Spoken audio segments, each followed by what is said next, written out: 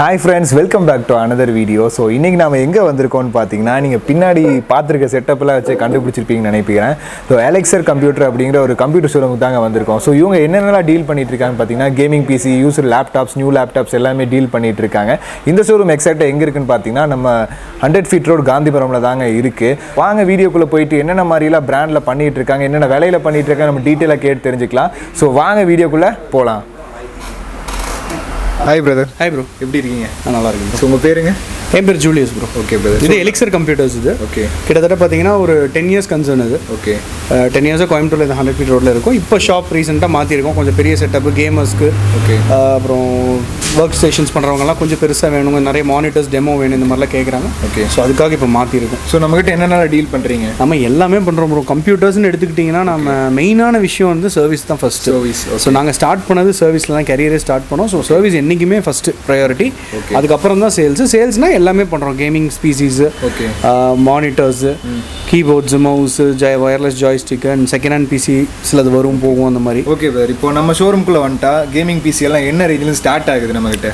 நம்ம வந்து gaming PC starting வந்து அரௌண்ட் 19,000 20,000 கொடுக்கலாம். அதாவது ப்ராப்பரான கேமிங் பிசிலே நிறைய இருக்குது. 10,000 ரூபாய் கேமிங் பிசின்னு வாங்க, அது வந்து பழைய ப்ராசஸரை போட்டு 2GB கிராஃபிக் கார்டை போட்டு 12,000 கேமிங் பிசின்னு வாங்க, அது கேம் ரன் ஆகாது. ஓகே. ஸோ கேமிங் உண்மையாலுமே ரன் ஆகணும், பர்ஃபார்மன்ஸ் நல்லா வேணும், ஃபியூச்சர்லேயே அப்கிரேட் பண்ணுற மாதிரி இருக்கும் அப்படின்னா 19,000 ஸ்டார்டிங்லேருந்து. நாளைக்கு வந்து அதில் graphic card, RAM, SSD, processor எல்லாமே மாற்றிக்கலாம், டோட்டலி கஸ்டமைசபிள். ஓகே. அதை நம்மளே மாற்றி கொடுத்துருவோம். Okay brother. ஏன்னா இப்போ நிறைய பேர் யூடியூப்பில் கேமிங் எல்லாம் லைவ் ஸ்ட்ரீமிங் பண்ண ஆரம்பிச்சிட்டாங்க.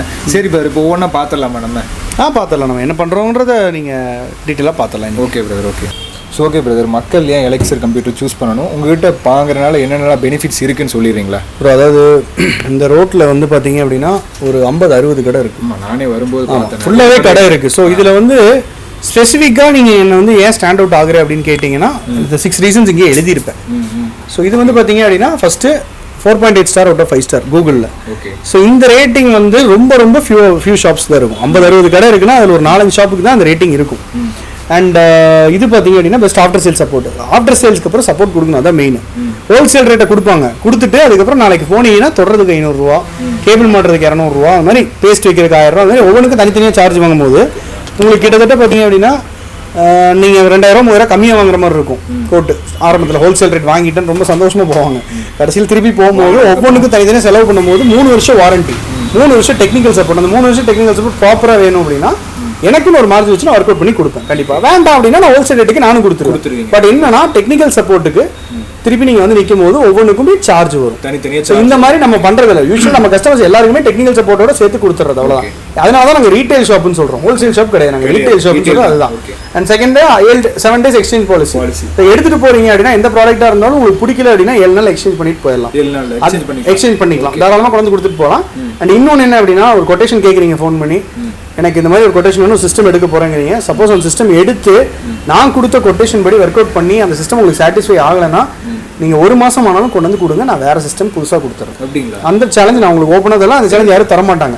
ஏன்னா எனக்கு அவ்வளோ கான்ஃபிடன்ஸ் என்னோட கான்ஃபிகரேஷன்ஸ் பற்றி. ஏன்னா நான் ஒர்க் அவுட் பண்ணேன் அப்படின்னா அது பர்ஃபெக்டாக இருக்கும். ஸோ வந்து கான்ஃபிகரேஷன் ஒர்க் அவுட் பண்ணி அவுட்புட் எடுக்கிறது தான் விஷயம். ஏன்னா 20,000 ரூபாயிலிருந்து 5 லட்சம் வரைக்கும் கஸ்டம் பிசி இருக்கு. அதில் எங்கே போய் நம்ம ஏமாறுறோங்கிறதா மேட்ரு. பாதி பேர் ஏமாத்துறதுல இருக்காங்க. ஏன்னா வந்து அவங்க கிட்ட என்ன இருக்கோ அதை புஷ் பண்ண தான் பார்ப்பாங்க. ஸ்டாக்ஸ் எடுத்து வச்சிருப்பாங்க, ஒரு 20 ப்ராசர் 30 ப்ராசர் இருக்கும், 30 கிராஃபிக் கார்டு இருக்கும், அதை தள்ளி விடுறது தான் பார்ப்பாங்க. ஸோ அந்த மாதிரி மைண்ட் செட்டில் நான் பண்ணுறதே இல்லை. அதுதான் கீழே கடைசியில் இருக்கு, we don't push products.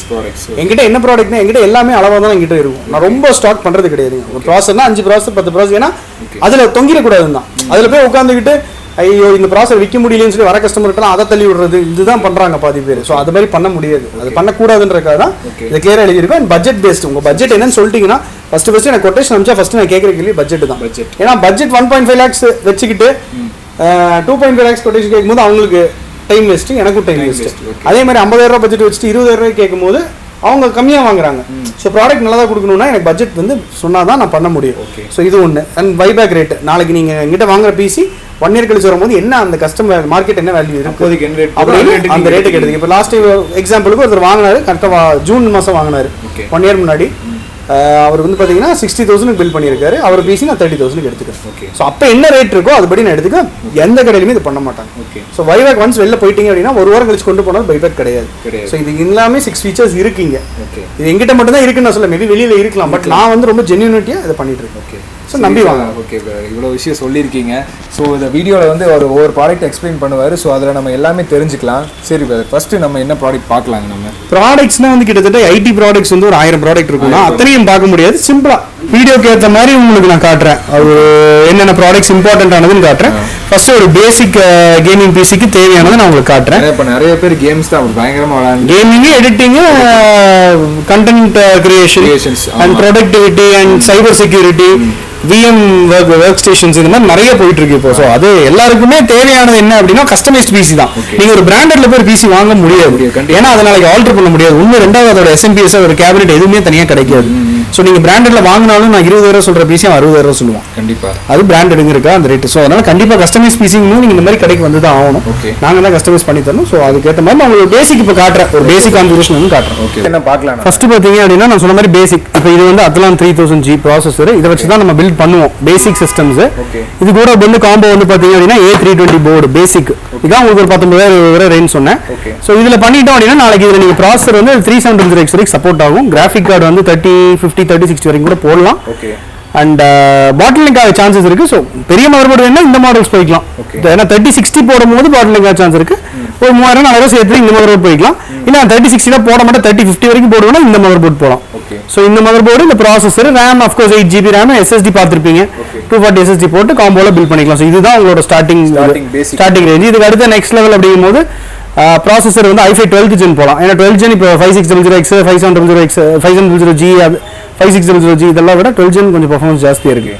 So அதனால் 12th gen போகணும் அப்படின்னா நம்ம வந்து அதே மாதிரி 8GB RAM 512GB NVMe combo போயிடலாம். ஏன்னா NVMe போடும்போது SSD விட அது ஒரு 5 times fast. So NVMe combo போட்டு 1650 கிராஃபிக் கார்டு பேசிக். சாரி பேசிக்ங்கிற கொஞ்சம் ஹைரன் கார்டு. பேசிக்ங்கிறது வந்து 2GB 730, 2GB 1030. 1650 ஒரு professional entry level editing card. So 1080 pixels work பண்ணுறவங்க எல்லாருக்குமே சப்போர்ட் ஆகும். கேமிங் ஆகட்டும், எடிட்டிங் ஆகட்டும், எல்லாமே 1080 பிக்சல்ஸில் பண்ணுறவங்களுக்கு ஒரு வீடியோ எடிட்டிங், ஒரு யூடியூப் வீடியோ எடிட்டிங் நல்லா சிறப்பாகவே பண்ணலாம். அந்த மாதிரி பண்ணலாம். அது ஒரு 50-60 ரேஞ்சில் 50 ரேஞ்சில் பிசி வரும். மானிட்டரோட சேர்த்து ஒரு 60-65. அண்ட் அதுக்கு மேலே அப்படியே போயிட்டே இருக்கும். இப்போ கூட நேற்று ஒரு பில்ட் பண்ணோம் i7ல 1,31,000 வந்துச்சு. ஸோ அவங்க 3050 போட்டு 32GB RAM with Gigabyte monitor, curved monitor, gaming மானிட்டர்லாம் எடுத்தாங்க. ஸோ அவங்களோட தான் அந்த ப்ரைஸ் வருது. இப்போ இது வந்து பார்த்தீங்க அப்படின்னா கேபினட்ஸ். ஓகே. ஸோ இது வந்து உங்களுக்கு ஸ்டார்டிங் ரேஞ்ச் அப்படின்றது வந்து ஒரு 1900 கொடுக்கலாம். 1900க்கு உங்களுக்கு RGBயோட கேபினட் எங்கேயுமே இல்லை, எந்த பிராண்ட்லையுமே இருக்காது. மற்ற பிராண்ட்ஸ்லாம் உங்களுக்கு வெறும் 2.5 ஸ்டார்டிங் வரும். ஸோ இது 3.0 USB ஒன்று வரும், ஒரு நார்மல் USB, இன்னொரு நார்மல் USB, 3 USB ஃப்ரண்ட்ல வந்துடும். இது வந்து ஆட்டோ RGB, அதுவே RGB சேஞ்ச் ஆகிக்கும் ஆட்டோமேட்டிக்காக. ஒரு டீசெண்டான கேபினட் உங்களுக்கு பேசிக் சிஸ்டம் பண்றவங்க கூட இந்த கேபினட் போடலாம். ஸோ இது ஒன்று. அதுக்கப்புறம் பார்த்தீங்கன்னா இது 2.6 வரும். MX5 RGB, 2 RGB வரும். முன்னாடி ஒரு RGB, பின்னால் RGB ஃபேன் ஒன்று வரும். மேலே 2 ஃபேன் போட்டுக்கலாம், ஆட் பண்ணிக்கலாம். So customisable.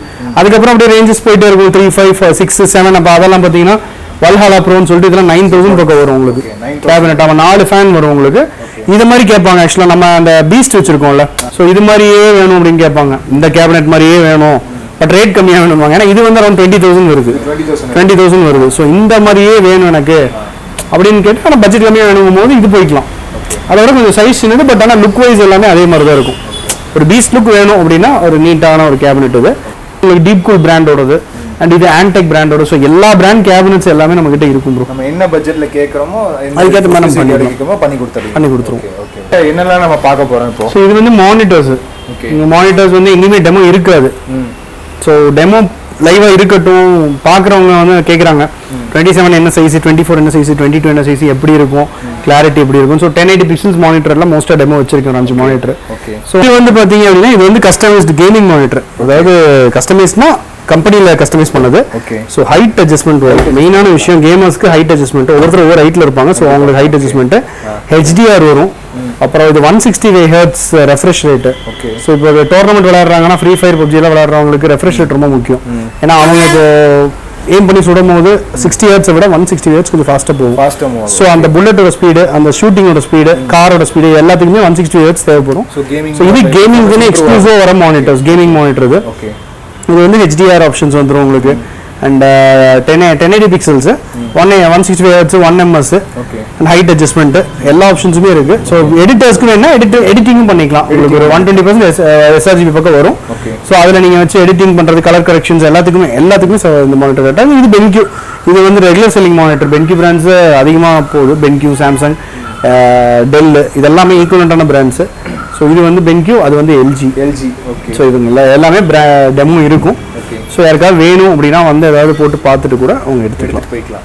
நெக்ஸ்ட் என்ன பார்க்கலாம்? ஸோ இது வந்து பார்த்தீங்க அப்படின்னா கஸ்டமைஸ்ட் பிசி, அதாவது பேசிக் கேமிங் பிசி, அதை விட கொஞ்சம் ஹை ரெண்ட்.